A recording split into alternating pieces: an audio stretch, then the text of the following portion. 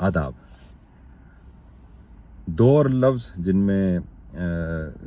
لفظ ایسے ہیں جس میں زیر زبر کے فرق سے معنی بدل جاتے ہیں، جیسے متصور اور متصور.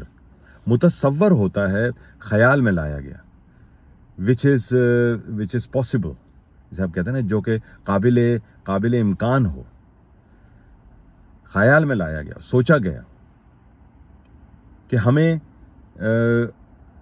اس کا دو محاورے، متصور ہونا اور متصور کرنا. ہم یہ کہہ سکتے ہیں کہ بھائی ہمیں انسانیت کو متصور کرنا ہے، تو جو کرے گا وہ کرنے والے کو کیا کہتے ہیں؟ اس کو کہتے ہیں متصور. کیا کہتے ہیں؟ متصور. تو متصور خیال کیا گیا، ذہن میں لایا گیا، اور متصور جو یہ عمل کرے. تو وہ متصور کوئی انسان بھی ہو سکتا ہے، کوئی ادارہ بھی ہو سکتا ہے.